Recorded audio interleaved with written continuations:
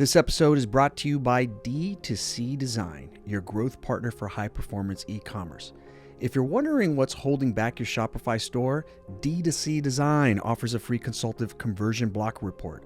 That's right, no strings attached. Just contact them, set up a free call, and they'll break down exactly what your site needs. Again, D2C Design.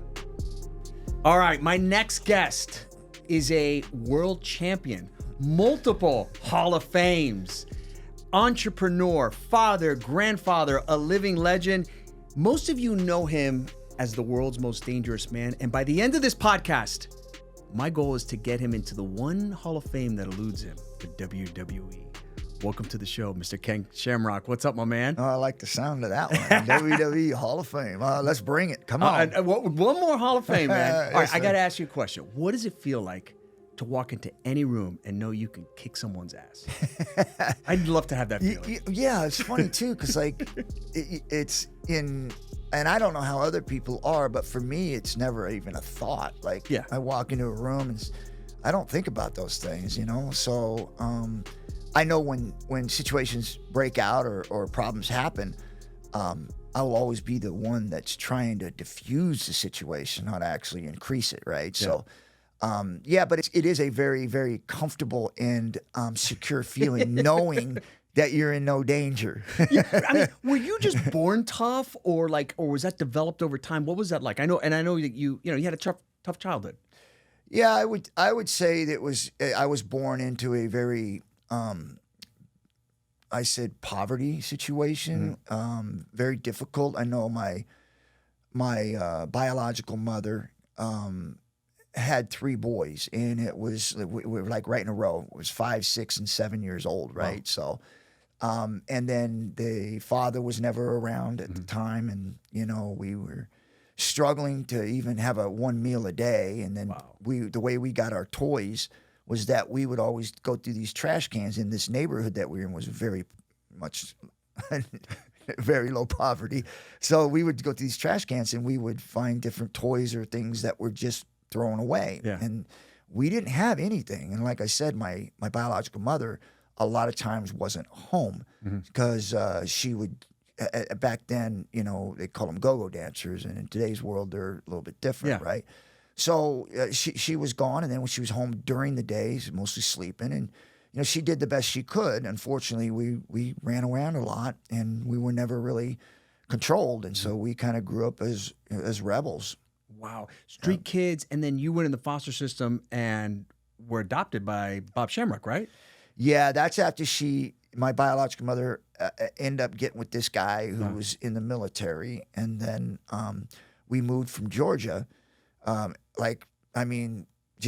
was weird because all of a sudden we didn't even realize he was in the picture. And then all of a sudden we're in this 69 Camaro driving 3,500 miles to Napa, California. That was like a foreign place. You're like, Napa, what? It's like we didn't know where we were going. We just knew we were going. Yeah. And for us, it was like going to Disneyland. Right? We're on a road trip. We'd never been anywhere. We'd never really gone anywhere.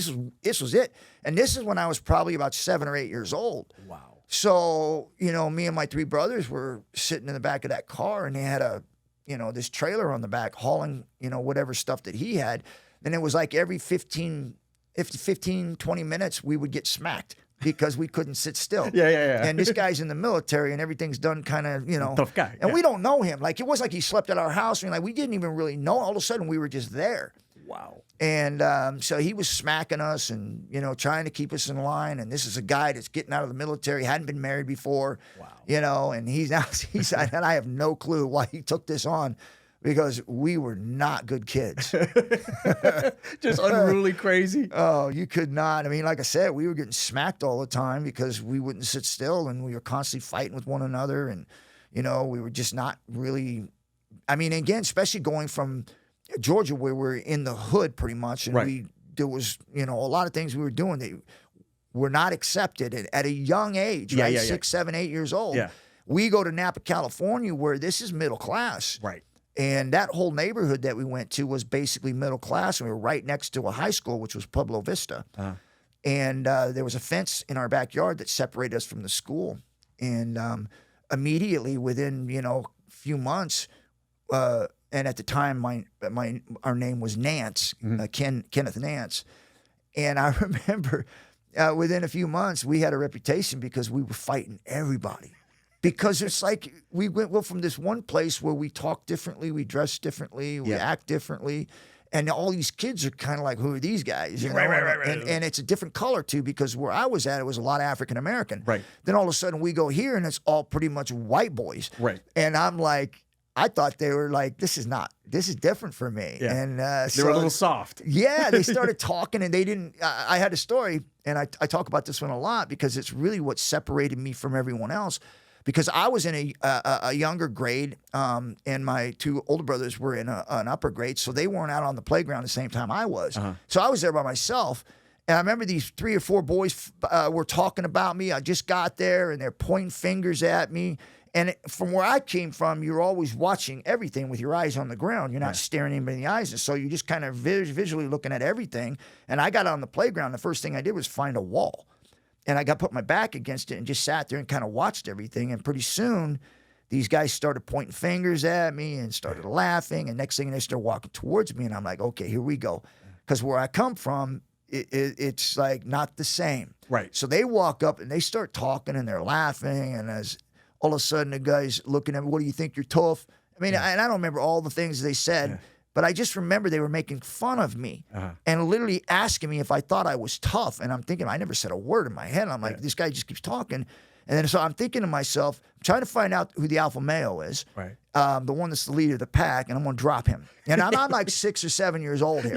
Yeah. But I know what's coming, and I got to get the first one. Yeah. And so as they're starting to talk, and the kid goes, which I never heard of this, but now I know it's probably pretty prevalent, but he goes, okay, 3 o'clock after school behind the gym, you and me.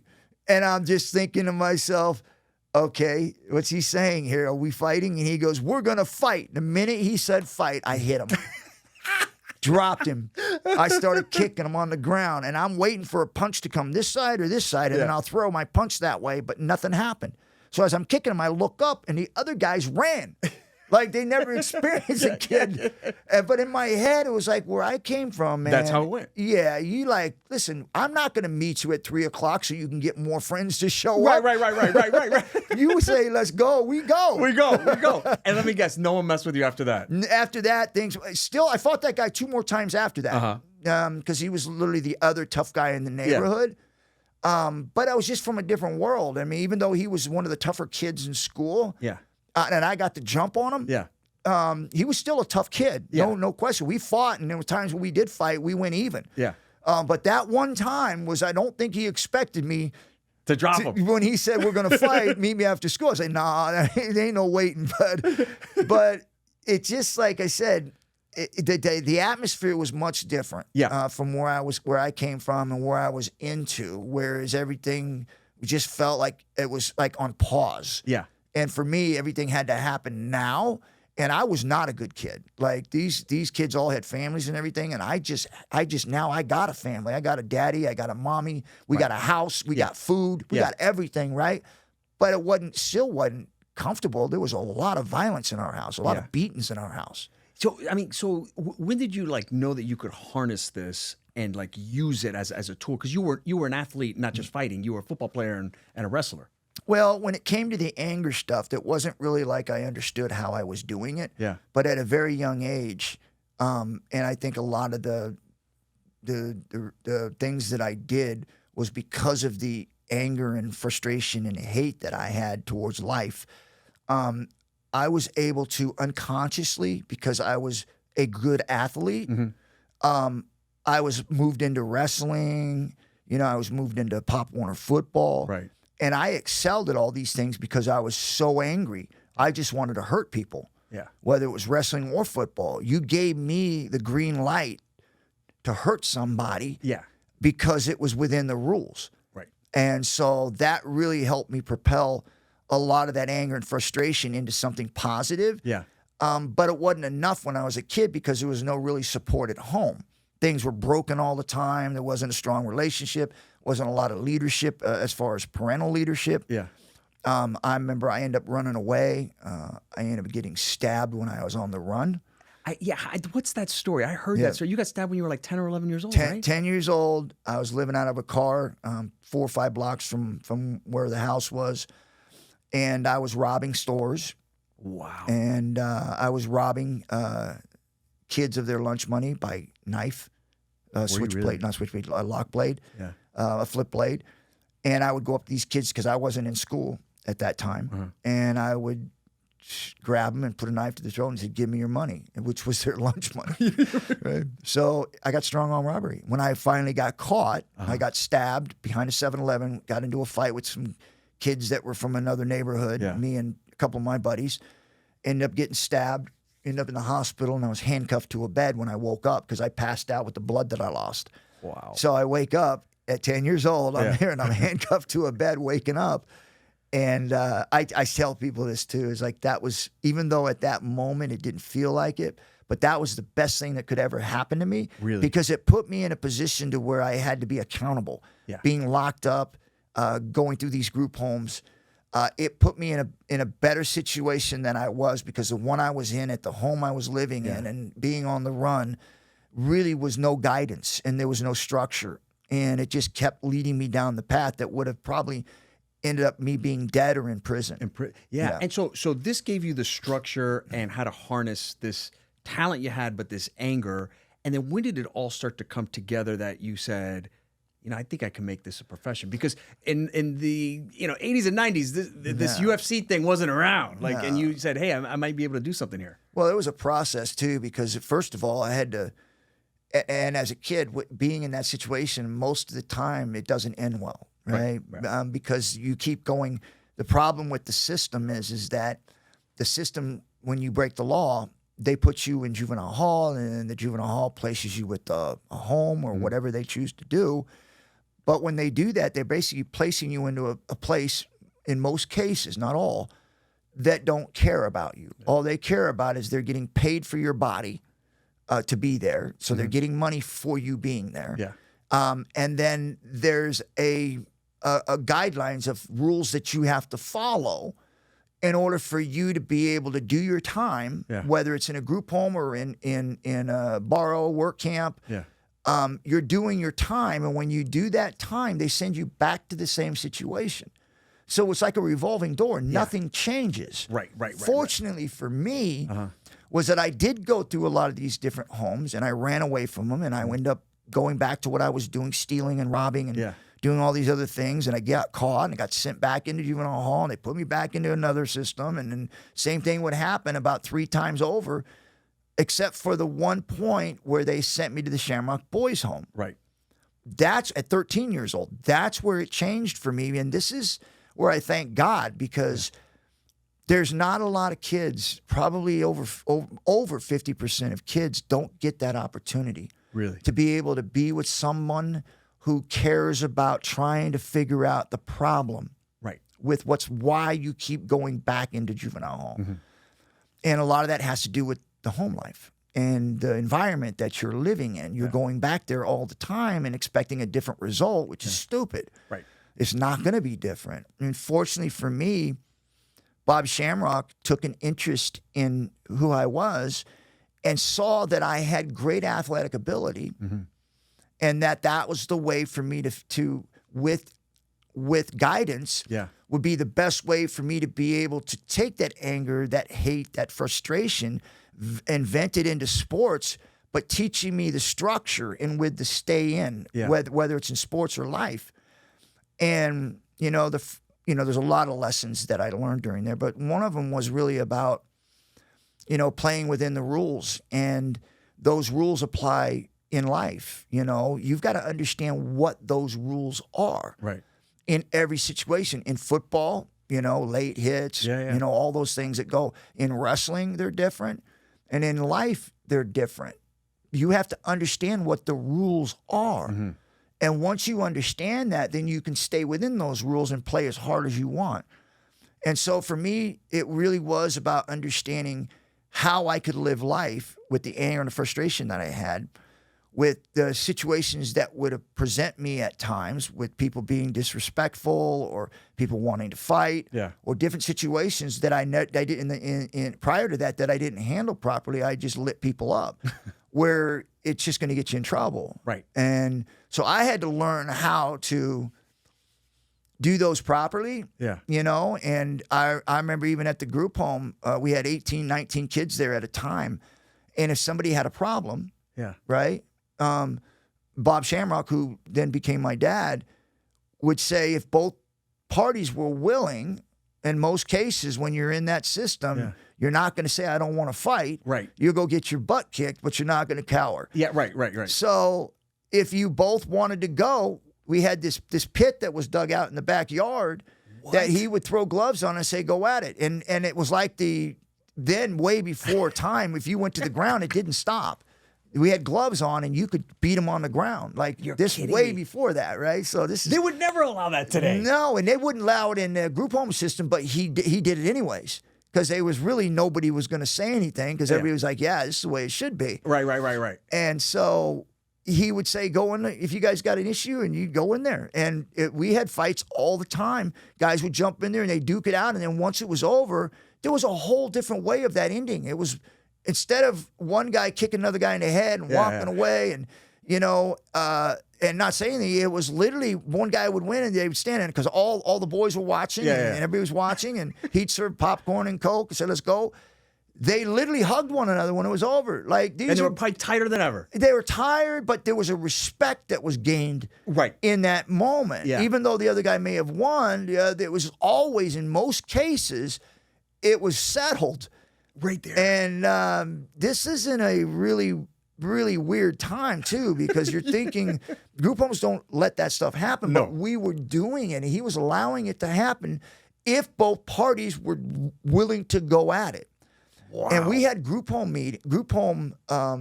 bunkhouse meetings is what we were called, because there was usually 18 to 19 boys there at a time. And because of the leadership there and the guys that were there for a while, everybody knew what would happen if something got stolen, or somebody walk in and use somebody's razor or take someone's clothes and not tell them, or money. Yeah. You always knew it was one of the new guys, because nobody in their mind would do that knowing what was going to come after that. Because we had, with no counselors and no staff members, we went into the bunkhouse, all 18, 19 of us, and we would hold a bunkhouse meeting asking questions. Hey, somebody's shirt was missing. Somebody's razor blade was taken. Who did it? And we would know exactly who it was, because all the guys that were there for 6 months or more would never do that. Right. They know what was happening. And so everybody knew if it was 3 or 4 new guys coming in there, we knew who it was. One of those guys did it. Wow. And every single time, you could see the expression on the face of 3 or 4 of those guys, and we could point out who did it. So if they did it, that means they had to fight. No, nothing happened. Right. We just literally, as a group, as kids, and we're juvenile delinquents, are literally building our own rules within the house. Wow. And our standards within the house, within us, without beating anybody up. Now, sometimes it came to that where we had to light them up because they did some things that were pretty bad. And we would take it into our own hands to solve it and never say anything to anyone. And they wouldn't say anything because they'd get it worse. But it was literally our rules. We ran the house. But it was not at a point to where we ran the house where people were getting hurt. Right. It was out of respect. And we built that within our own world. And and we were young at it too. We were young kids, but we understood and we started to understand what was right in our own world and how things should be and not how you want them to be. Wow. So you developed this culture, and it probably leads me into, which we'll get into, the Lion's Den. Yeah. So where did the Lion's Den is something that you developed and many world champions came out of. What did you take from that juvie hall experience and going into the fights in the bunkers and sort of self-policing that you brought into the Lion's Den? Like, what did you learn a lot from that? I guess the childhood and the kind of the way I grew up, already kind of built that mental toughness. Like, you know, you weren't going to make me quit. I mean, there's no way that I was going to fail. Yeah, quit is not in your vocabulary. My mental mindset was that, you know, I'll find a way. Right. There is no such thing as quitting or failing. I'll find a way. Yeah. And so that was already built into kind of the way that I was already had grown up and the different paths that I chose. And it wasn't like in my head I analyzed everything and said, okay, this is the right way to do it. It was more of an instinct for me. Like, this is the direction I'm going and this is where I want to go. Yeah. And so instinctively I started doing those things. Yeah. And ended up with Bob Shamrock and then started putting kind of this life plan together without actually thinking about doing it, you know, just following the guidance of somebody that I trusted. Yeah. And who built trust in me, which was Bob Shamrock. And so, you know, going into the, you know, sports, finding the comfort in the anger and hate and frustration I had through sports, being able to vent that. Yeah. And then getting a little bit more into where I started to grow up as an adult. Broke my neck, which was at 17, which was, I did everything right. From the process, being a kid in Georgia and Napa and all these different types of unconscious decisions that I made to try to put myself in a better place, and ended up at the Shamrock Boys Home and then had some guidance. And everything in the world is I had a dad, I had a mom, I had a family, even though it was kids revolving doors in and out. But I was constant because I was going to be his kid. Right. And so I was in a place where it felt like I'd made it. Yeah, like I had found the Holy Grail. Yeah. Right? The funny thing is, and it's not funny, but you can look back on it and go, hey, you know, there was some humor there. But it was a tragedy at the moment because everything up to that point that I had led to that point was success because I had scholarships for wrestling. I had scholarships for football. Yeah. Got people that were actually interested in me going to school and exchange for me playing sports. Right. And all these things were just right there. I mean, I did all the work. I put myself in position to start to succeed. Like I had a place in life. I was relevant. As prior to that, I had nothing. And now all of a sudden, everything was there for me. Yeah. And in one instant, it was gone. It wasn't like I did anything wrong. Yeah. I know you didn't do. I mean, everything went right, and yet here I was, gone. Everything that I had built from that moment on is gone because some doctor, after me laying on the mat for 15 minutes and being taken away in an ambulance in a Star Wars board, which is, you know, clamping you together so you don't move, and then being told that I broke my neck, and Bob Shamrock's in there with me, and I'm literally like, I'm like questioning what's up. I mean, because I'm literally, I can't move. Like literally, I got all this pain in me, but I feel so friggin' weak. Yeah. And I'm strapped to this hospital bed where I'm just flat, and the doctor puts these things up there on the monitor where they show the x-rays after they did these scans and everything, and he says that I broke my neck. And of course, you know, I'm 17 years old. I'm like, okay, how long is the recovery? When is this going to be over? And the one thing you do not want to hear, you do not want to hear, which I had no clue what that was until I heard it, was like, yeah, your contact days are over. Oh. I'm like, for a guy like so you. what does that mean? Like, how long? What are you talking about? You broke your neck. Like, your football days, your wrestling day, these things are done. Wow. Like, we got to, there's going to be a recovery process here. And I remember him thinking, not him, but me thinking like, and I kept asking, well, hold up. And I'm literally strapped down. Like I can't move. And I'm trying to talk saying, well, wait a minute. I just want to know how long. And I remember him saying to my dad, he goes, would you mind us stepping out?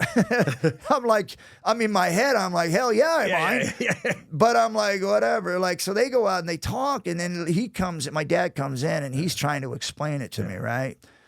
And in my head, I can't hear it. I'm literally like, no, this is not happening. Right. He's literally trying to help me understand, Ken, It's over.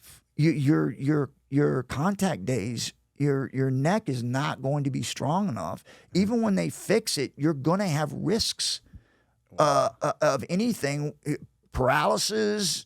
We don't know, right? Let's get through this.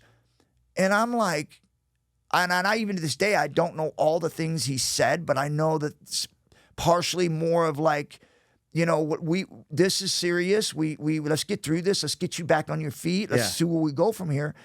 And in my head, I'm like, I got all these plans. Right. Like I built and did all the work to get where I'm at right now. You're telling me it's all for nothing? Yeah. In my head, like I'm not understanding how to decide all this. Yeah.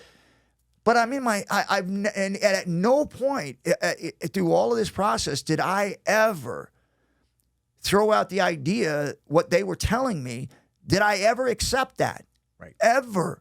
And in my head, I'm going, there's got to be, God did not bring me this far for it to be like, you're telling me that it's all for, no, it can't be. Like, this is not possible. Yeah. So, and I know the conversations that my dad had with me at times was trying to understand that things are going to be different. Yeah. And in my head, I'm saying, okay, I get it. I got to work harder. Yeah. Like, I got to figure out a different way. Well, the quit is not in your vocabulary. So you did not accept that doctor telling you, hey, you're done. You were just getting started. He didn't know who I was or what I was capable of doing and what I was willing to go through to get there. He didn't know the determination that I was going to have. You got tenacity running through your veins. Where does that come from? Where does that mentality of, I ain't going down, I cannot quit, where does that come from?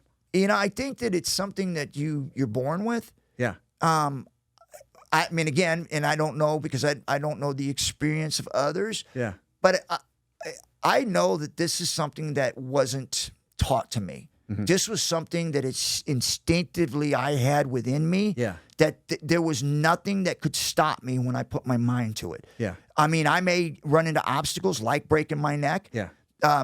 Things that would get in the way of me accomplishing what I wanted to in the moment. Yeah. But it wasn't like I couldn't find another way to get it done. Yeah. And that's the way I've always thought. Yeah. You got a roadblock, you run right through it. Even to this day. There's nothing that, and but also make sure you understand that I also know my limitations of what I'm capable of doing.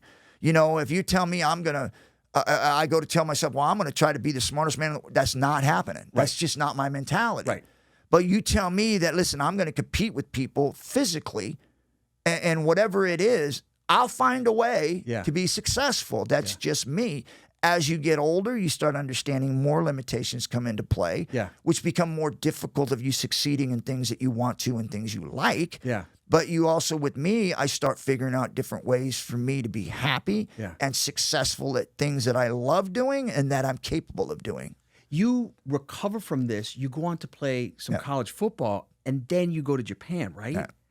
Talk to me about the Japan days. That's always fascinated me because a lot of people don't know, for the listeners, before there was UFC, there was Japan. Japan had all these fightings. And as I understand it, it was a mix of real combat sports, but a little bit of sort of the orchestrated theater that you see in WWE. What was that like? And how did you get into that? This guy from California that was playing college football. Yeah. Again, it was... Again, I've never seen it before. Like this is in 88, 89. Yeah, I mean, where would you have seen it? Right. I mean, I'm literally doing pro wrestling at this time. My dad sells the group home.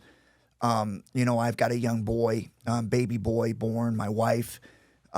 He sells the business. We end up moving to Mooresville, North Carolina, because I was going to get into pro wrestling. Mm-hmm. And so I remember getting into pro wrestling, and I was doing some tours. I did a few Tough Mans, and I won those. I remember the Tough Mans. Yeah. So, and I won like 3 of those. One in Reading, one in Mooresville, and one in Statesville. Mm-hmm. and made some good money doing it. And but at the time, I was doing pro wrestling, and I was traveling in different places, and I ended up becoming the champ in this small organization.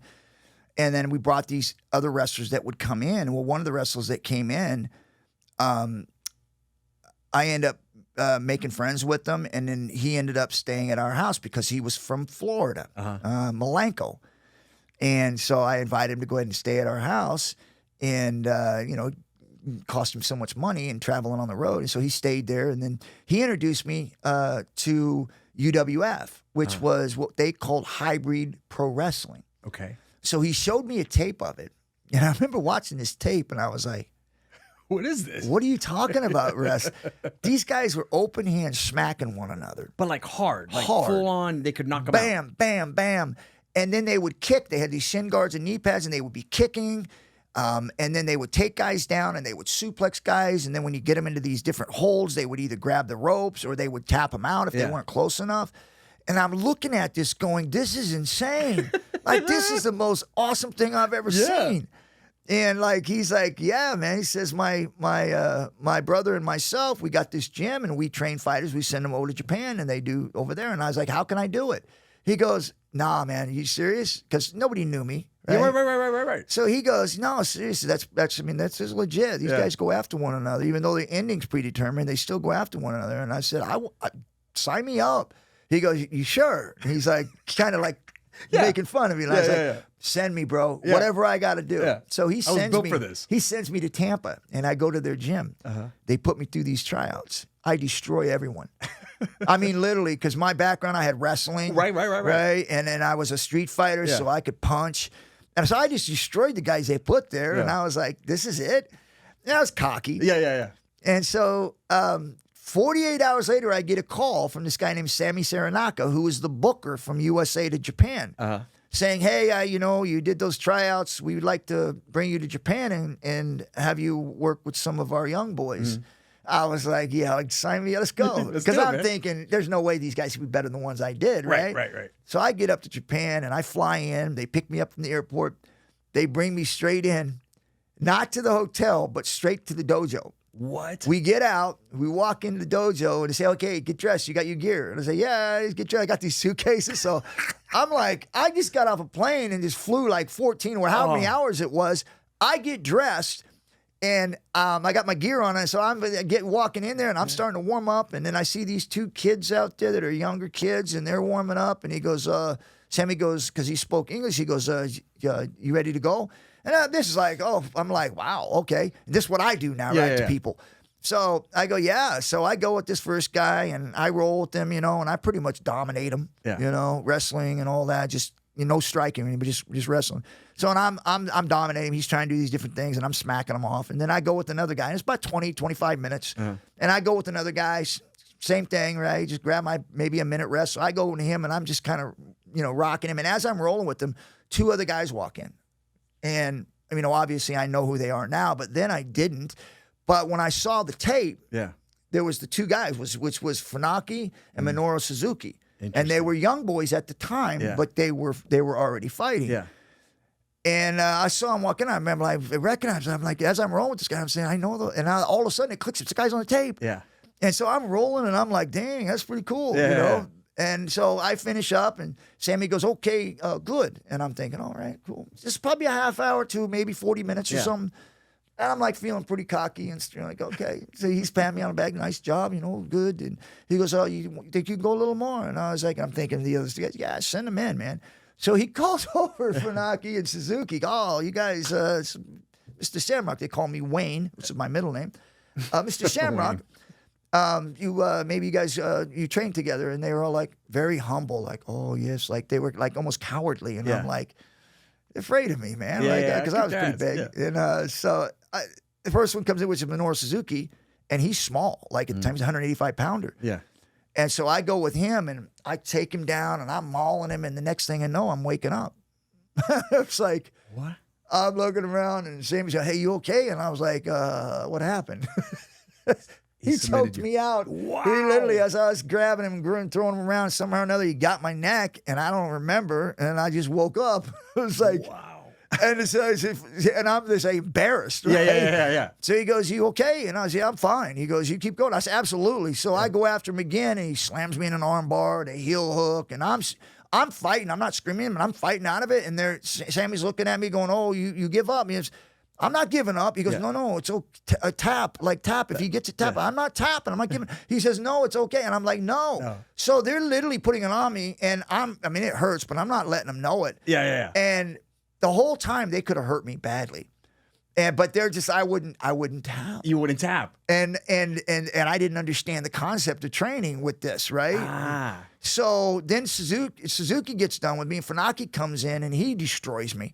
Like, just literally, and I remember, I'm a tough guy. And are they doing jujitsu? What are they doing? Yeah, it's not jujitsu, right. but it's like catch wrestling. Got it. Leg locks, chokes, arm, everything that the jiu-jitsu does, but it was stuff that offensively. you had never seen at that point? Ever. Zero. So it was okay. It was a total Zero, different fight. right? That's what got you. That's what made me so excited, and when they leg locks and all these things, and I'm like, this is like, as I'm getting beat up, I'm excited. Right. Like, this is, like, nobody knows this. Like, this is a secret. Yeah.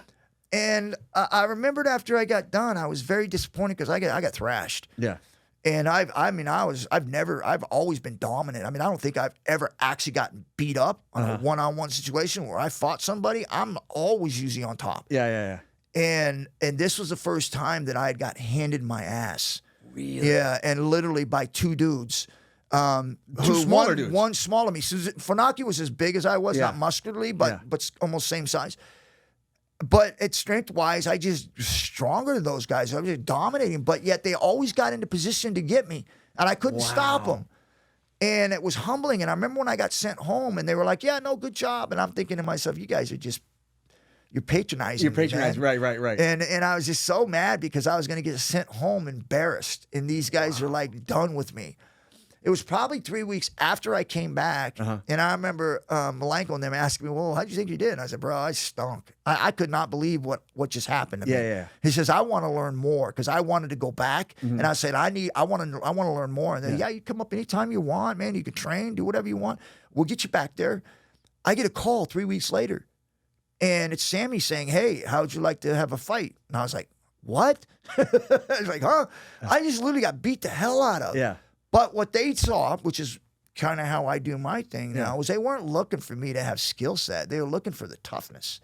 Somebody that wouldn't quit or give up. Right. Because then they knew they could train that. They could train that because that could be a champion. Right. You had the recipe and the mentality to be able to do what they needed you to do to become a champion. Wow. And so I got invited to go. I remember I went up a couple months before, and I trained before I went and did my first one. And obviously the ending on that one was predetermined. Yeah. But the in between that was all very legit. You went after each other. But there was always ways for you to let guys to get to the rope or let guys throw you or let guys get different types of holds on you and you would escape. But it was all pretty much legit with the striking and all that you just had to roll with it. You had to make sure you knew it was coming and roll with it, but you're getting hit. And that was really the door that opened up to me to where I saw something, especially in training, because training, we went for real. Yeah. To be prepared for someone that challenged us outside the organization. Right. That we would dominate, we just wipe them off the map, right? Because they couldn't keep up with us. And so after I did my first one and won my first one, that was it for me. I was sold. And it wasn't, you were hooked. 3 years or so maybe. After that, Funaki and Suzuki broke off and said, because we were always putting the older guys over, and it just felt like we were always holding back from really being able to let go. Yeah. Because we couldn't knock them out. We couldn't, go hard and blow them up. Yeah. So we were always felt like our youngness and our aggressiveness was always in check. Yeah. And they came to me and I didn't know this, but they were feeling the same way. And they wanted to start their own organization where they can literally say, "Listen, best man wins, period. Right. There is no giving it to you." And I was like, I'm in. And so basically we broke off from them and started the Pancreas organization. We did our very first one, and I fought Funaki, who was my teacher, the first guy that I rolled with, and a guy that I trained with for a long time, and always dominated me. And what were the rules in that at that time? basically there was obviously rope escapes. You got Yeah. a submission, they could reach the rope, you could break it and stand Yeah. up and try again. But the open hand strikes, no closed fists, only to the body, but Okay. no closed fists to the head. Open Okay. strikes to the head. No eye gouging, obviously, no biting, no Weight pulling class? hair. No weight classes. Oh, Zero really? weight classes. Okay. And so we did the first legit one, and I was fighting Funaki in the main event. And in my head, I was always thinking that they don't know me. They really don't know me. Right. I've trained with them. I've actually trained in the gym with them, and I've done matches with them. But Yeah. they don't know what it's like when I have no guardrails. Right. That I'm literally able to go out there and be me with where I came from and how I grew up and the toughness and the mental strength I've had. They knew I was mentally strong. Right. But the skill sets and stuff wasn't where they were at. But when we did our fight, man, I caught him with a kick probably 30 seconds into the match. Really? And I caught him with the roundhouse kick into the ribs. Uh-huh. And he squinted. And I didn't know this till later. I didn't Yeah. realize that I hurt him. But I ended up taking him down, and I remember getting a side choke on him, and I felt like, man, that seemed too easy. Uh-huh. And I was thinking, I said, did you give that because of the way that it was in the other thing? Right. Did Did he throw the fight or? Yeah. And they're just not telling me. And I always questioned. And I found out later on, I had actually not broke it, but cracked his rib with that kick, the roundhouse breathe. kick that hit him in the body. Yeah. And he couldn't hardly move. And so that's when I caught him. It felt too easy. And I was Right. like, oh, you guys are going back to this? You're just not telling us. No way. It wasn't that. It was like I literally hurt him with crushed a him. roundhouse kick. Because then after that, I started fighting other guys, and I was killing them too. I mean, I was literally destroying a lot of guys. And they didn't realize who I was. Right. Until we got into that, and it was legitimate fighting, not in Yeah. the gym. Yeah. Where you're Little stage. well in the gym. You're not really you're training. You're right? training. Right. So I never really released 100%. But Yeah. in the fight where it's competitive and it's just you and them, and there are no guardrails, and I'm coming in to win. Yeah. It was a different ball game, and they didn't know that until after that fight. Then after that, I realized who I was too, because Yeah. I didn't know what they had. Right. And so I went through everyone. Boom. I mean, I went undefeated for I don't know how long, and I fought Boss twice in two different situations, and ended up destroying him in two different. One where he said, "Well, yeah, but he has more experience," which I didn't. I had more experience as far as the ground, Right. because I was a wrestler and he was a kickboxer. Yeah. So he needed to catch up on the ground stuff. 6 months later, we fought again. I beat him faster. So it was something that when I was literally, the chains were off. Yeah. That's when I became the world's most dangerous man. Right. That's when it started. And then from there, so you're fighting in Japan, you're dominating Japan, and then this thing called the UFC. Yeah. And it's to settle all scores, all the playground stuff. You grew up like, Yeah. who would win in a fight, Bruce Lee or Muhammad Ali, and what style, and blah, blah, blah. And then this thing happens. You get the call. Like, how did that all come about? Well, first of all, the setup on that, when I saw it, one of my students showed me a flyer. Uh-huh. And they said, no rules. Anything goes. And I was like, dude, that's pro wrestling. He goes, no, I'm serious. There's this Brazilian guy, and they do all these challenges. And so I was like, yeah, whatever. So he gave me a number, and I called it, and it was Art Davies. And I started talking to Art, and he says, I saw you can kick a guy on the ground. He goes, yeah. And I was like, come on. Come on, man. He goes, no, seriously. He says, anything goes. I said, pulling hair, biting? He said, well, we don't know yet, but we're going to pretty much let anything go. And I was like, shut up. I This is your dream. He goes, well, what's your background? I said, well, I fight over in Japan in a group called Pancras, and I'm the champion. It's after I'd won the title. And he's like, what? Because he'd heard of it, but he didn't really know. So he did more background. When I said, well, I'm interested, he goes, okay, well, let me check your credentials, because I told him when I was. So he had to go and check. He called me back 30 minutes later. Didn't wait a day. He called me back, yeah, well, you're in. He's like, we want you. It gave me an understanding that they weren't shying away from Right. all competitors, people that were legitimate. But there's a lot that was said prior to that where people were saying, yeah, but he fought a bunch of bums, and there was people there that, half of them were good and half of them were just. nobody would take the fights. It's not their fault. Right. That when they put out this open challenge to everyone to fight in this tournament, that only a few people responded to it. And then when they found out what the rules were, half of them backed out and said, yeah, we're not doing that. Like, a lot of boxers, a lot of Olympic wrestlers, a lot of judo players, a lot of these people that were in these controlled sporting events said that that's barbaric. We're not putting our athletes in there. Human cockfighting. Yeah. So it was like, okay, so you don't want to accept the challenge of who is the best fighter with absolutely zero politics to it.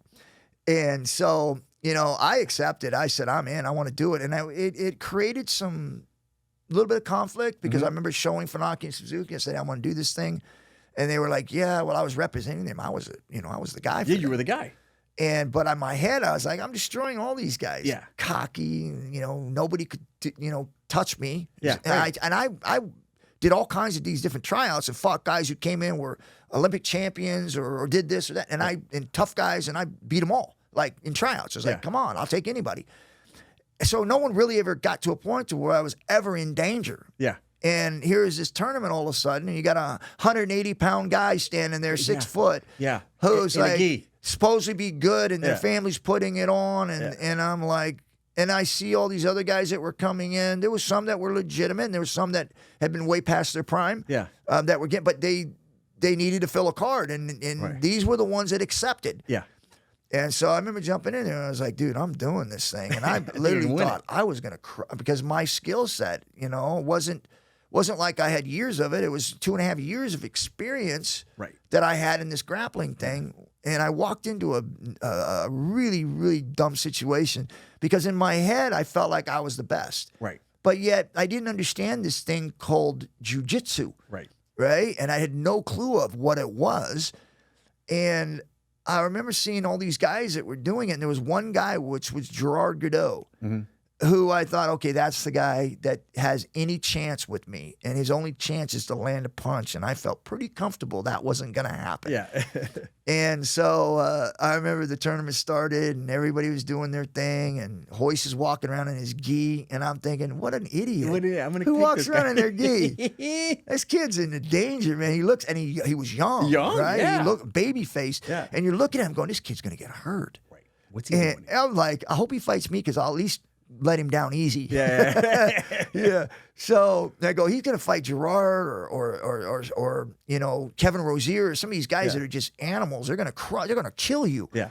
So it was like a legitimate worry about this. He's whatever. I'm going to take care of my business. But this guy's going to get hurt. He's going to get hurt. What's he doing? Yeah.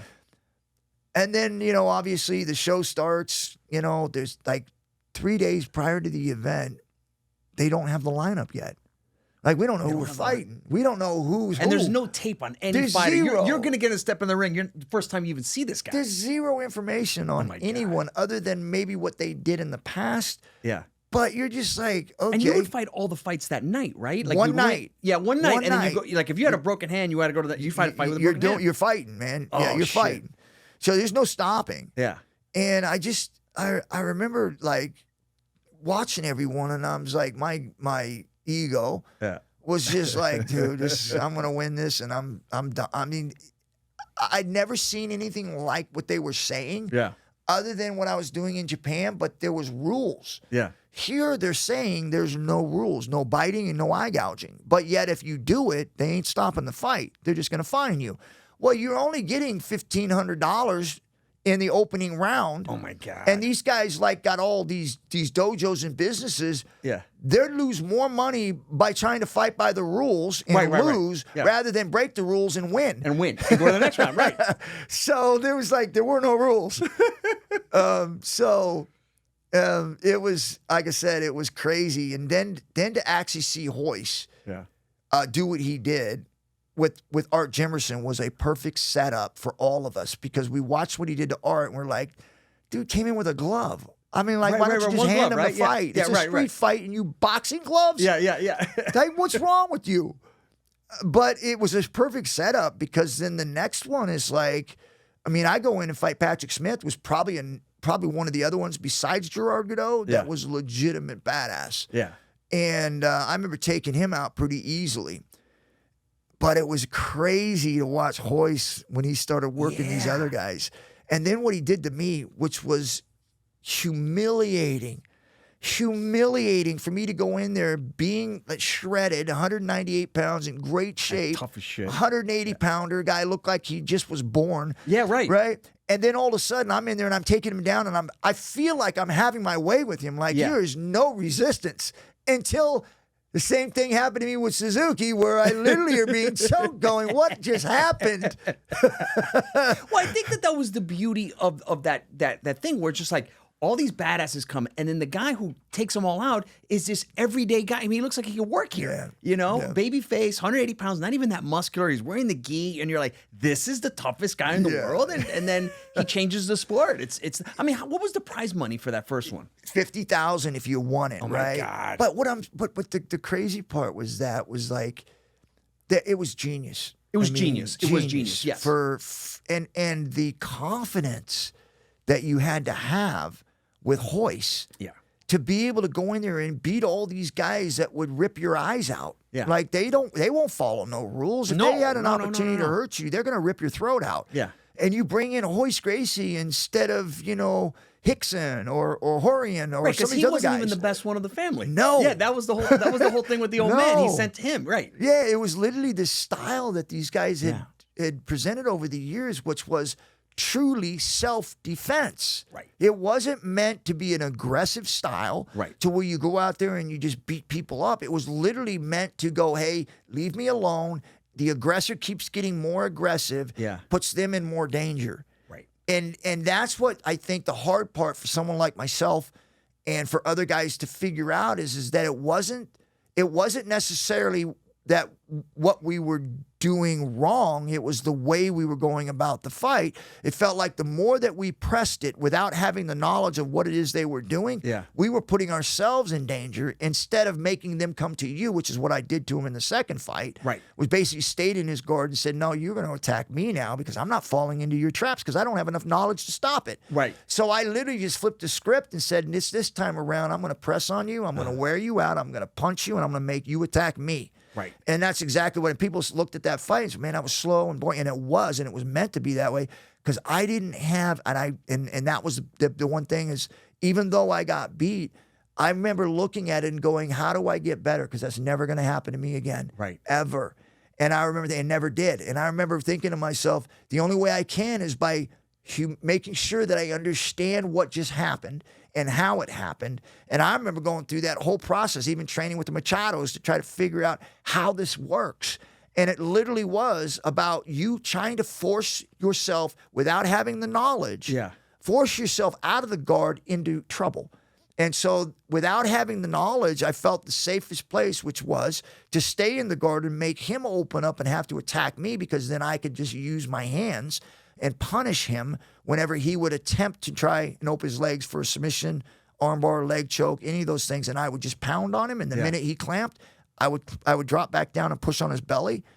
And that's why I was able to dominate him in the fight, was because I didn't do the same stupid thing I did the first time, which think like this guy can't touch me. Right. And literally just go after him. And more aggressive I got, the more opportunities he got.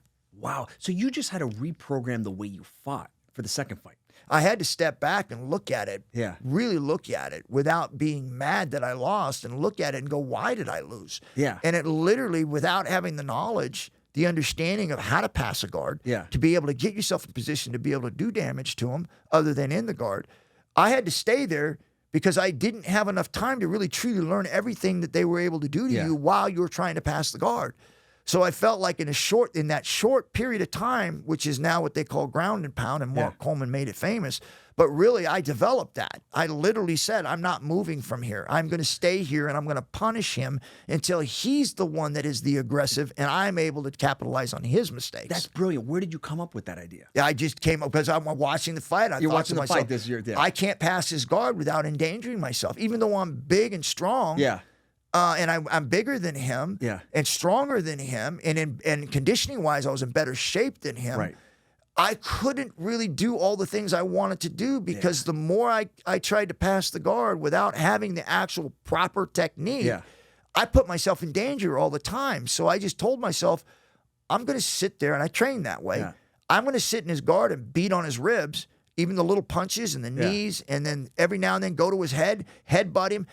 caused more uncomfortableness for him by me being in his guard to force him to actually open his guards and take a risk at trying to submit me, which gave me the opportunity to be able to pass easier and in a safer way. Interesting. So, and it worked out. If you looked at it, my plan, because originally we went into it was supposed to be no time limit. Yeah. 3 days prior to the fight, they put a time limit in. Oh, they did? Yeah. How long was the fight? It went 36 minutes, but it was supposed to be a 30-minute time limit, and they added extra time to it. It was a good show. Because I was, obviously I was beating on him and pretty much controlled him the whole fight. Then when the time ran up, Horian said, 3 more. And I remember the corner looked over at him because, I wore him out. Yeah. We went 36 minutes. Oh my God. Then when the time ran out and they stood up again, they literally, there was no one saying 3 more minutes. It's like they always do. They want to keep it going until the guy can win. They didn't. No one said a word. And I said, hey, what about me? I want 3 more minutes. I literally did that. I want 3 more minutes. And they're like, no. Really? They literally carried him out of the ring. They carried him out, like arms over their shoulders and carried him out. So the way I planned to beat him before they put a time limit in was to wear him out, fight at 40 an hour, 2 hours, literally wear him out so he couldn't even move his limbs, and I would just beat him up. Beat him up. Yeah, because there was nowhere for him to run, and it was working. Wow. What's your relationship with the Gracies now? Good, man. Yeah, good. You always had a good relationship with them, right? Horian, man, I've talked to him a few different times. Hoist, we have that. That bond, you're connected forever. But the thing with me and Hoist isn't that I respect Hoist. I really do. I think what they did for us, Horian and the Gracie family, what they did for us was amazing. Yes. They gave us a sport that is second to none. Correct. It's a man's man and a woman's woman. Yes. It is a sport for people who want to fight. Yes. And so I respect that. But I had a hard time in some of the decisions that Hoist had made over our time of competing against one another, which has never been settled. And one of them was the fact that he never would give me the credit for what we did in our second fight. Mm-hmm. It was always like, well, yeah, but you were bigger. You should have been able to just beat me. That was part of the rules. And that it was a draw. And technically and rule-wise, because they put a time limit in, it was. But you and I both know who someone wanted to be in that fight. Right. Which guy would you rather be? The guy with the blown-up eye and carried out of the ring, or the guy walking around fresh? Right. And so there was none of that. It was always disrespectful. Yeah, he never gave you your due. He would never, it was always disrespectful, even if he didn't want to admit any of that, but just saying, hey, great fight. Yeah. You did, and I would, because I've always say, hey, good job. Yeah. He would never do that. And it just felt so like a slap in the face. Yeah, man, come on. Like, come on, bro. Yeah. I was like, you got me the first time. And I admitted that. You got me. You tapped me out, man. You were the better. And I promised I would come back. Yeah. I did. I didn't get the win because of the rules, but come on. Yeah, come on, man. Something. Give me Say, hey, good fight, or hey, good job, you know, or anything like other than, he cheated. He didn't want to fight. He came and everything. Yeah. Well, not even that. He basically said that I sat in his guard and I didn't want to fight. And I'm like, that's not look true. At the pictures, bro. Yeah. What are you talking about? You got carried out of the ring. I'm like, so there was that. And then the third time when we went, where he literally, and I to this day still don't know. Yeah. But it's hard for me, and I want to give him the benefit of the doubt, but it's hard for me to think when you're in a clinch and you throw a knee that you can't control where it lands in a clinch. Especially professional. Come on. I mean, this thing was squarely, the only way you could throw a knee with a Muay Thai cup is from underneath up. Right. Because those things are tied down. Yeah. And when you hit it straight on, it's a steel cup. It ain't doing anything. Yeah. So the only way you really do damage with the Muay Thai cup and having knowledge of it is that it has to come from underneath and up. So when you're in a clinch, you could throw it straight up the middle, up, and that cup's going to slide up and really just do some damage. Damage you, yeah. And that's what happened. It literally dropped me with the groin shot. Yeah. And then awarded the fight to him after that. Oh. And I'm thinking to myself, even after they were standing in the middle of the ring, because I was trying to gather myself on the ground and trying to gather, and it hurt, and I had bruises. I sent pictures into the commission saying, what are you talking about? Yeah. There's black bruises everywhere. And so literally in the ring, as they're standing there. I'm thinking they're going to raise both of our hands and we're going to redo this. Yeah. They lifted his. I didn't understand what was happening. He lifted his hand. I'm like, what just happened? Like, I was confused. Why didn't he get Like, what disqualified? happened? Yeah, right. Like, this is like, it's not like you didn't. It's not like it's the clear evidence that happened. Right. And I'm like, I was even. I've never got an explanation to this day. Never an explanation of what happened. Yeah. Like, how is that? Because even if it was because I couldn't answer the bell, yeah. it was an illegal shot. Right. Yeah. It's got to be a do-over, disqualify, draw, whatever. Like I said, this day. So again, going back to that, the issue is always is I respect him and I have a relationship with him and we talk and we're good. Yeah. But there's that thing in between us That where weird it's thing. like he never acknowledged. Yeah. You know, it was always I didn't come to fight. You know, I just sat in the car, didn't do anything, and you know those are all things that he knows is not true. It's not true, but yeah, he keeps saying it like it's like, come on, bro. You think you got one more in you? No. Those days are over. Those days are over. No. For him, yes. For him, I fight him when I'm 100. So you go, you fight, you do all this UFC stuff. I mean, back then, like, what as you start to go up, and this is probably before Dana and the rest of the guys jump in. I mean, what was the money like? $50,000 if you win it all, and that's it. I mean, it's just like it's tough times. Is that why you got into WWE? No, man. There's a lot of other factors making that decision, but when you for me, I'm speaking for me. When I got into it over in Japan, I got into it because it was so exciting to see that. Like, where in the world can you do that other than getting arrested? right. You just don't see that. Yeah, like, you two like guys, contact. boom, a fight. You go to the ground, you punch them on the ground. Like, that's dirty. Right. Like, people, I mean, that's a street fight. That's people a street fight. You don't need that. I'm like, dude, man, what are you talking about? That's the greatest kind of fight in the world. Yeah. Like, who doesn't want to watch that? Everybody. And so I'm just in my head, it was like, dude, like, this is beautiful. Yeah. I thought that was it. Like, you can't get better than that. Right. Uh-oh, here comes UFC. We can get better than that. And then what made you get into WWE? And how did you get into WWE? Yeah, because at that point, your name starts to get out there. UFC is this underground thing, but it has a fanatic following.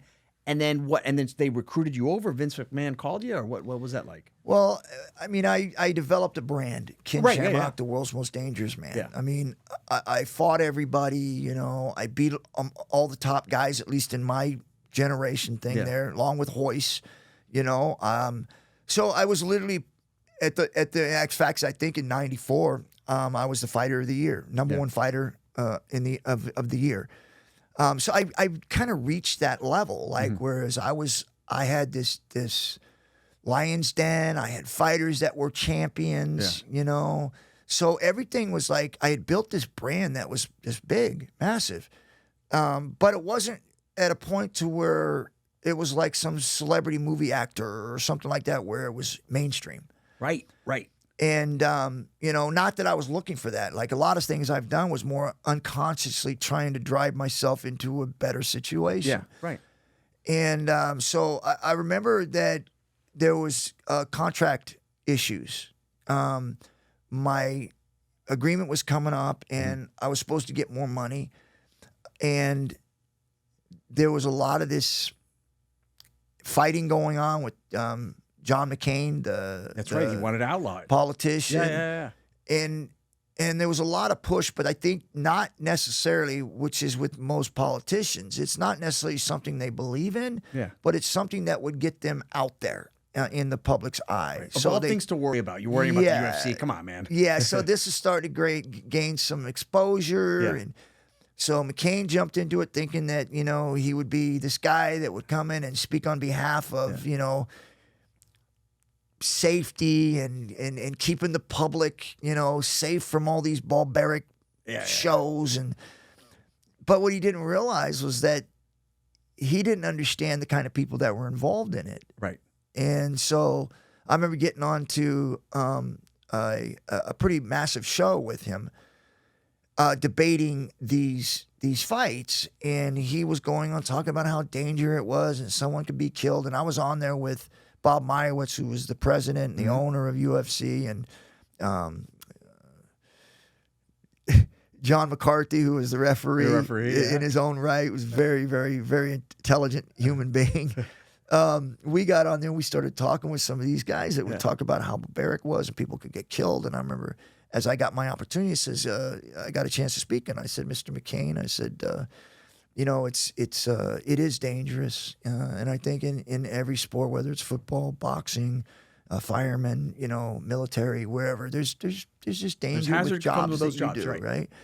And I said, you know, unfortunately, just like this following week, that you had a boxer die who literally took a knee in the ring and then was brought to the hospital and passed away. Right. And I said, that happened last weekend. And I said, yes, there are things like that that can happen. Yeah. But is it more dangerous than any of these other sports? We've had one. Right. And I believe at that time it was 3 years. 3 years, there's only been one person who has not been dead or anything, but had serious injury, which was a guy that had to have, you know, facial recovery from elbows that he took. But he didn't die. And I said, in that same amount of time, you've had 3 deaths in boxing. Wow.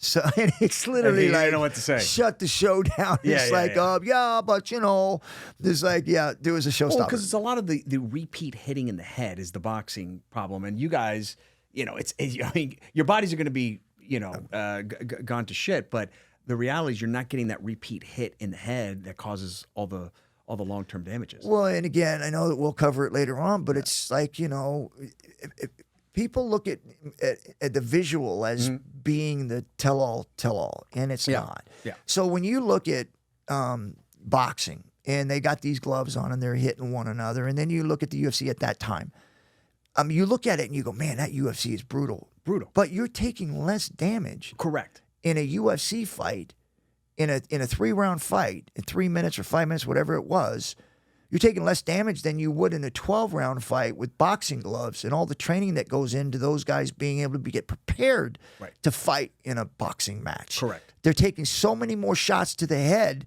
than they ever would in an MMA fight, because you may take 12 good shots. And I'm talking that's if somebody's landing a lot of their punches, which isn't usually the fact. Right. That's a whole lot less than 100. A lot less. 100 in a 12-round fight. Yeah.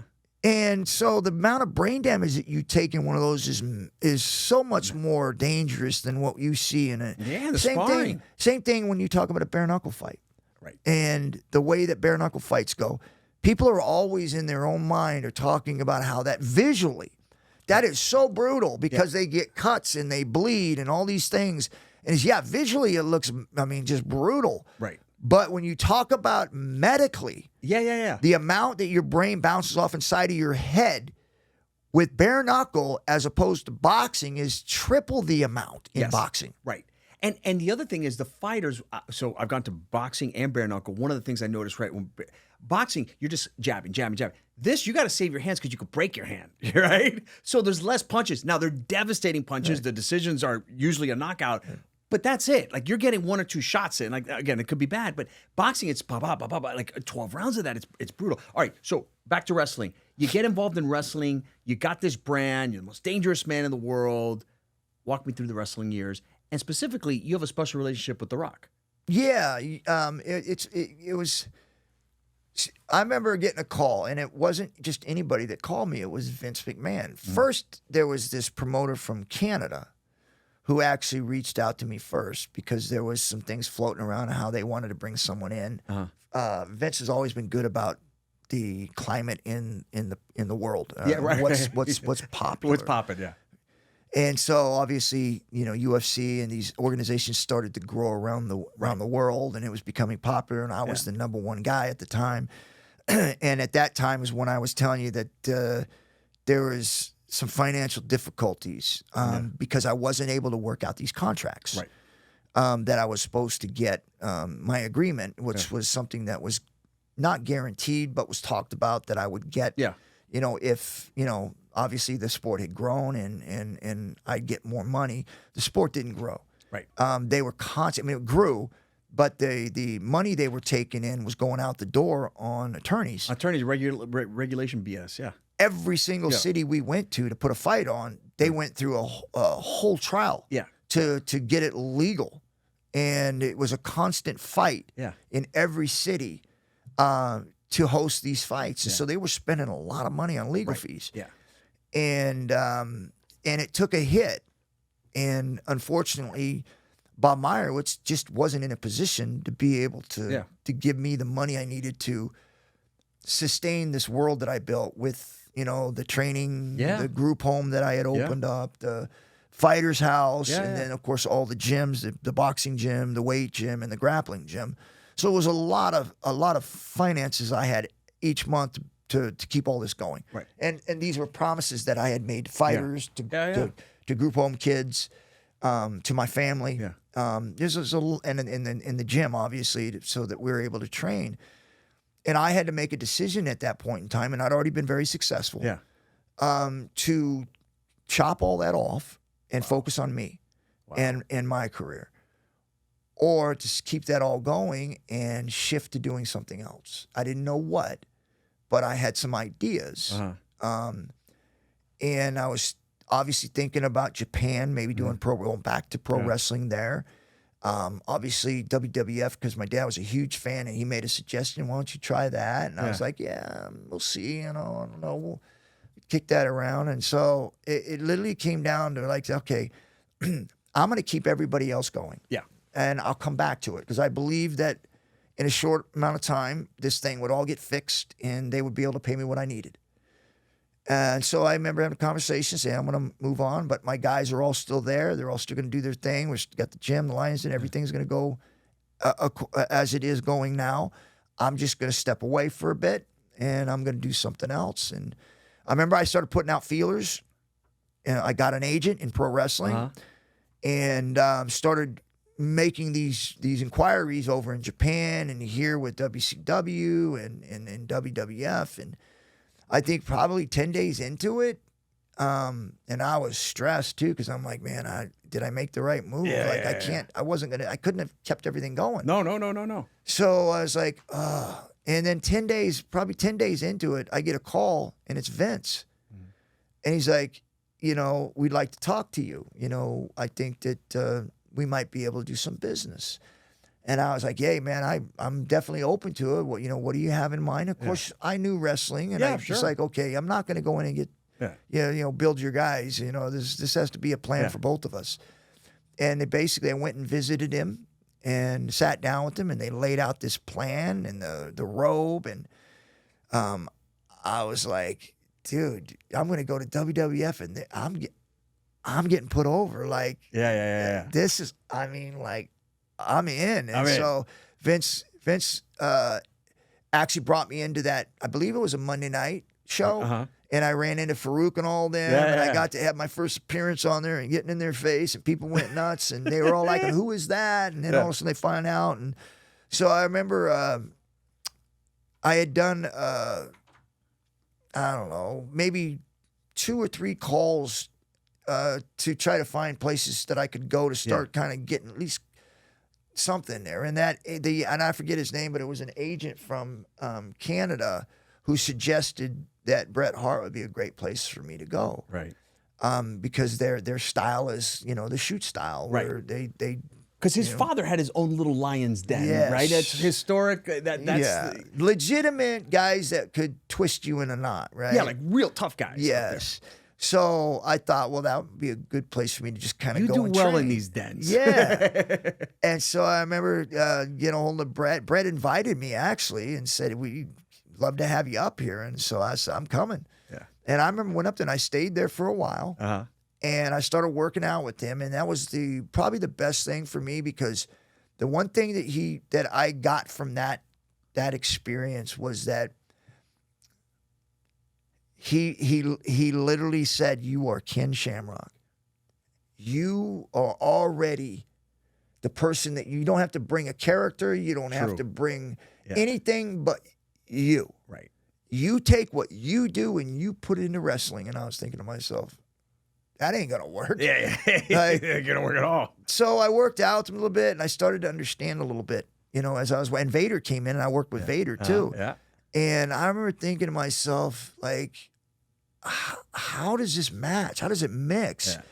And as I started working out, it started to feel comfortable, and I started getting into these things, and it's like, it was these were made for one another. Yeah. Like you're obviously not going to go break somebody or knock somebody out, Yeah. but all the moves that we did legitimately was literally the same things they were doing in pro wrestling. Right. All these lock and holds and sharpshooters, all these things are submission holds Right. that are turned into pro wrestling moves. Yeah. And so for me, when I started doing it, at first it was the trust part was the hardest. Yeah. Guys that you were going in the ring with. Right. For them to trust that you're not going to hurt them. They're probably terrified of you. No, and terrified, it probably isn't the right word, but they're concerned on their health because in wrestling, it's not about you and the other guy who's tougher. Right. It's about you and the other guy protecting each other. Right. Because anybody can beat anybody up when they don't know what's coming. Correct. We seen that with Jackson with the beatdown, right? You don't know what's coming. You're getting your ass handed to you. Yeah. You're going to get knocked out. You're going to get knocked out. And that's not right. You can't do that, right? And so I had to build that trust that they knew that I wasn't going to hurt them. Not that they, and again, this is not that they couldn't protect themselves, that they knew I was coming after them. Yeah. That's a whole different ballgame. Right. But when they don't know it and they're trusting you to take care of them, that's a different story, right? That's not fair. What's tougher on your body? Pro wrestling, WWE, or the UFC? Obviously mixed martial arts. Well, that depends on who you ask. If you ask me in my prime, fighting was easier because I could take people out quickly. I could have a 2-minute match. You could have a 2-minute match. Over. Right? Yes. In wrestling, we're doing 15 if that's the slot. Wow. And you're doing 200 events a year. You're doing a crazy amount of events. You're taking all those bumps. You're taking the shots. You're still getting hit. You're still taking chairs. You're still getting slammed. You're still going over to the top rope. There's all these things that you are physically doing. Yeah. And you're doing them not 1 time a week, but 4 times a week. Over and over again for 360 days a year. It's crazy. That is crazy. It's like the amount of punishment that your body takes willingly. Yeah. So back to The Rock, right? And did you see Smash Machine, his new movie? I did. Okay, yeah. I mean, great movie, and I saw the original doc. Man, what was it like back in the day with just to get back in the ring, painkillers and opioids? I mean, and that was before we knew that there was an opioid epidemic. What was that like for fighters? Yeah. Again, I didn't. I mean. And I Mark Kerr, he's a great guy. Is he? And Rock, were obviously, that story's told, right? Yeah. But I believe that was just a really bad look for. That's not all of us. No. Yeah. Right. Right. It's just. That was the extreme. It was really that. Yeah, and it's just like. The guys that went through, and I did. Yeah. I went through a lot to get to where I was at. Right. Yeah. And the success story is at the end of it. Right. And there's a success there of getting through all of that and handling your business right. And I just thought that it really didn't really portray fighters of mixed martial arts the way it should have, right? That was a very, very, very, very disappointing thing that happened to Mark. I mean, anybody could say that. I just horrified. It's not fair he had to go through that. But yeah, I just think that was just hard to watch. It was hard to watch. Yeah, it was a painful especially movie. when it's something you love. You love. I mean, just something that and you made love the actor. your You life. love The Rock. Yeah, you made your life. Right. Like this is what I lived for. Yeah.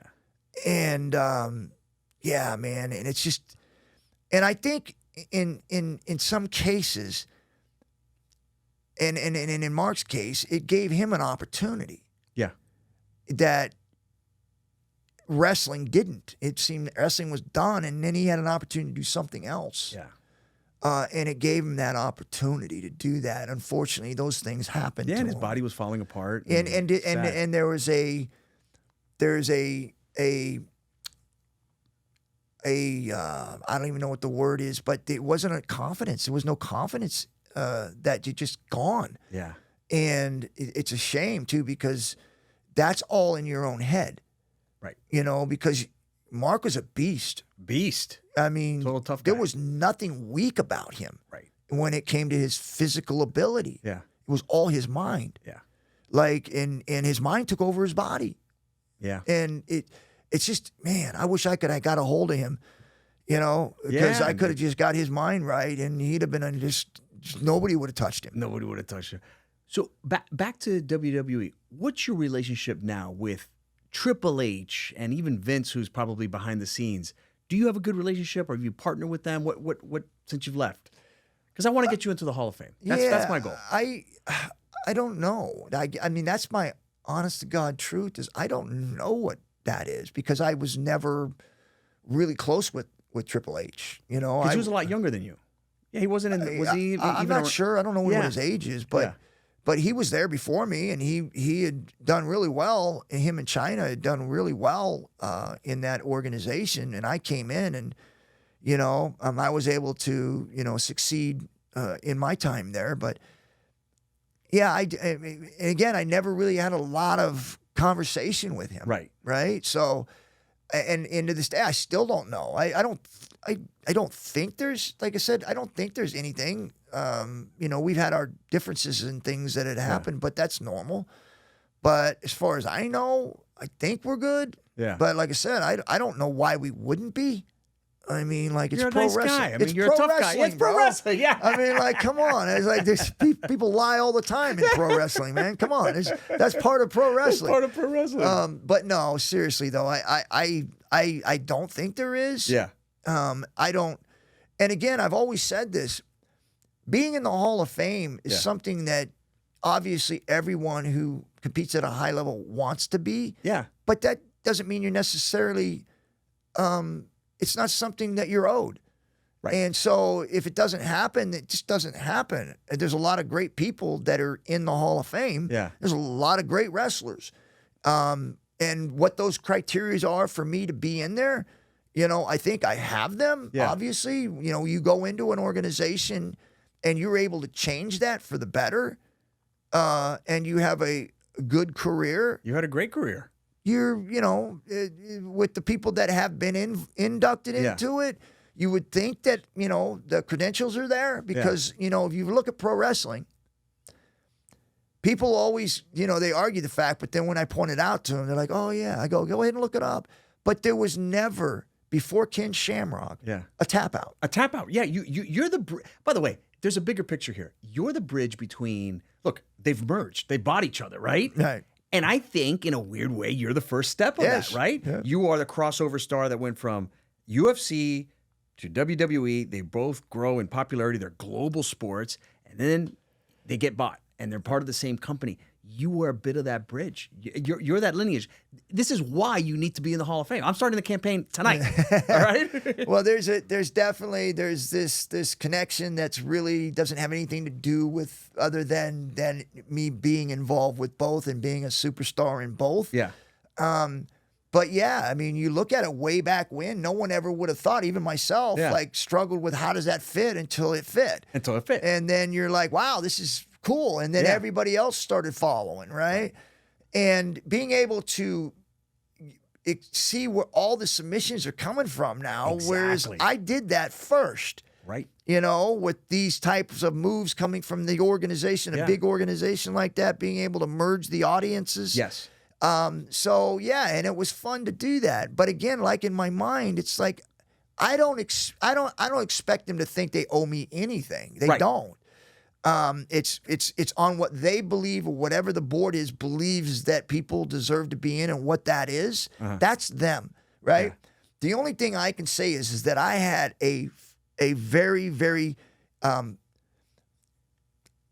was very happy to be able to have the opportunity to be able to wrestle at that stage. Being able to give that opportunity after I got done with the UFC, for them to accept me and bring me in and give me the opportunity to be one of the top guys. Yeah. That I'm appreciative of. What happens after that is not in my control. So back to what you and I were talking earlier, and it blew my mind. You haven't been to a UFC fight in how many years? Ever since I walked away from it. You haven't been since. What is your relationship with the UFC or even Dana White at this point? Me and Dana had some disagreements Okay. on contractual issues back when I was still have fighting. a disagreement with everybody. Yeah, but tough negotiator. He's But a at the sharp same guy. time with Dana, right? I understand what he was doing. Like earlier on, it was me and a fighter, and you know, it was a you different don't world do back that to then. me, Yeah, you know, that kind of thing. You know, you're that guy. But as you get older and you start looking at it in more of a other side of the perspective, of like how is he looking at it, Yeah. right? And I've got to think that it was at least from where I see now. I mean, again, there's other things that other people may say or do. But when I look at it and try to understand where he came from, he's coming into this organization that they're going to buy. Right? And the organization doesn't have a standing in the world of the fan base, other than the UFC brand, but the fighters are more popular than the brand. Correct. At that point. Correct. Me being one of those guys. Yeah. Dana comes in and goes, you know, we have to change this. We've got to be able to sustain and have our brand stronger than what the fighters are. Yes. It's both got to coexist. So for instance, if Ken Shamrock and, you know, Tito Ortiz and Chuck Liddell decide they're going to walk away, do they take that brand with them? Like, you know what? Is it that powerful? Yeah. So in his mind, again, I'm just guessing, but you've got to have somebody that's established within your organization that can carry your brand. Yeah. That isn't going to be here and gone in 3, 4, or 5 years, and then you got to build another star. You build the star within your own organization, which is Dana White. Exactly. He's built a fantastic brand. So now he's established as their star. He right? is. He's the face. Now the fighters come in and you can build those fighters up with where Dana is. Yes. And if problems happen like they have, Dana has enough power to be able to sustain his brand without that fighter. Yes.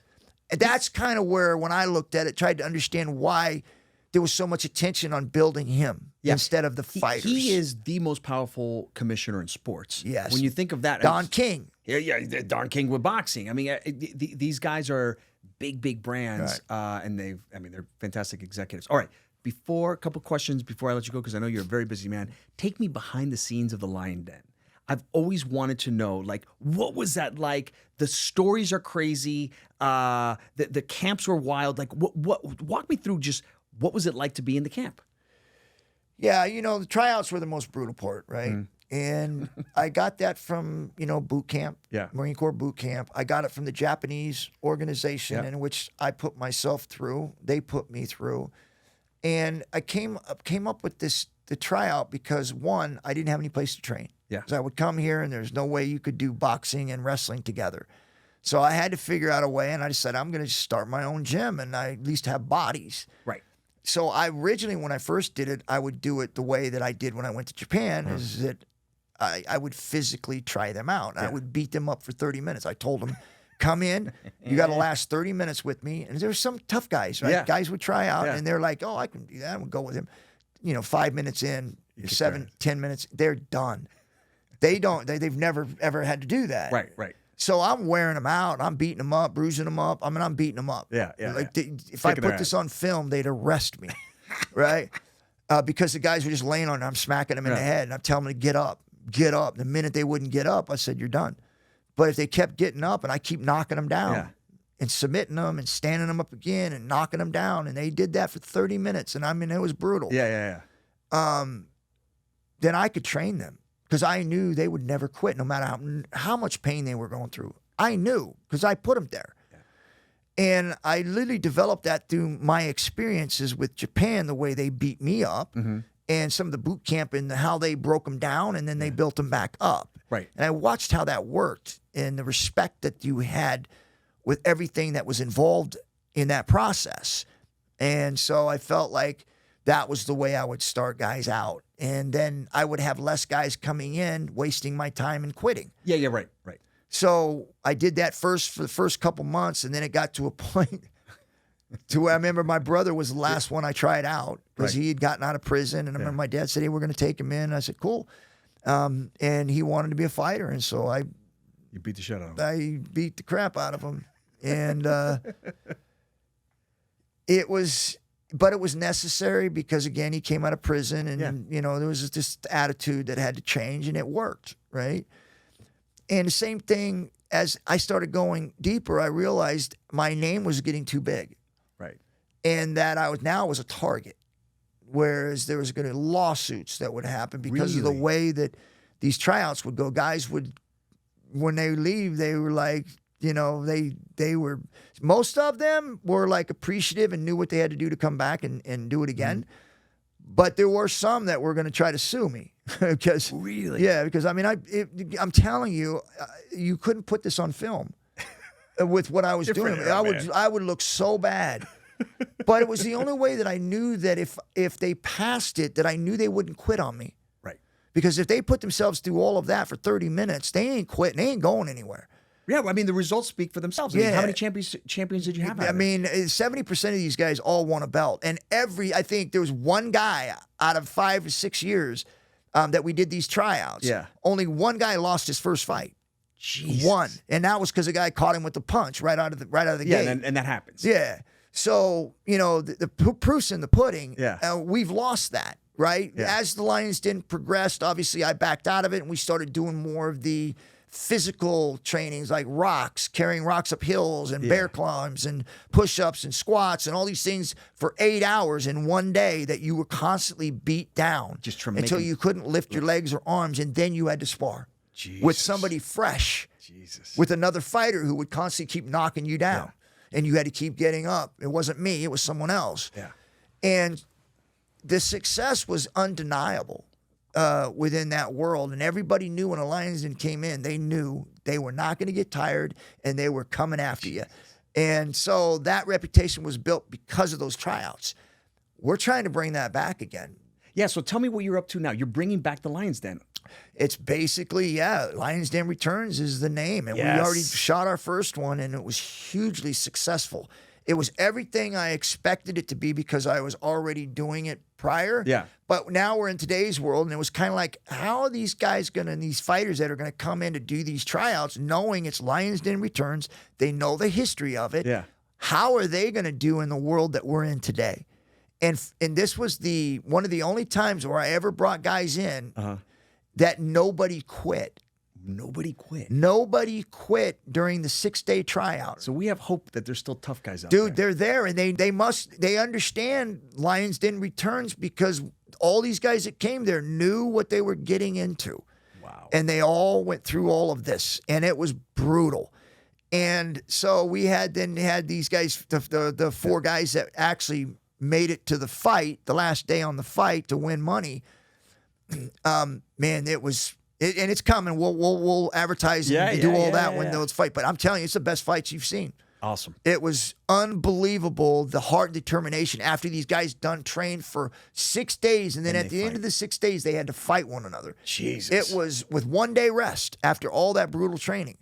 It was amazing, and it gives me real hope that this process of finding fighters and training fighters is still workable in today's world. I totally believe that, and bringing back some toughness, I think will do good to society. When you watch, when people are accustomed to the tryouts they're used to seeing in today's culture, when they see mine, they freak out. They're going to go either one, lawsuit, sue them. These guys are bullies. Yeah. All of that, or it's going to be the ones going, dude, this is the best shit I've ever seen.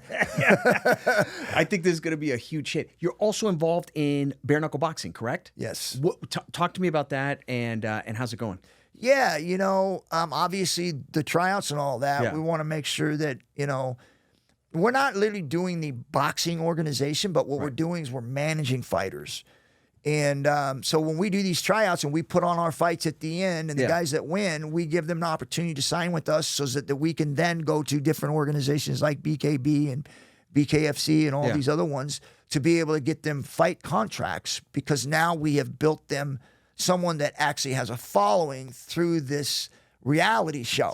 Got it. So now it's a win-win for both, right? So we're looking for that. We haven't started that process yet, the communications and the process of reaching out, but we will be doing so. I know Ted K has got a relationship with some guys from BKFC and also BKB that we're looking forward to being able to have discussions with them about the reality. We already done one, and we've got at least 4 to 5 guys that we think would fit right in that have already got, once the show hits and it starts to air, they're going to have a huge following, and it'll be great for them to be able to kind of move into one of these organizations to start their careers. Got it.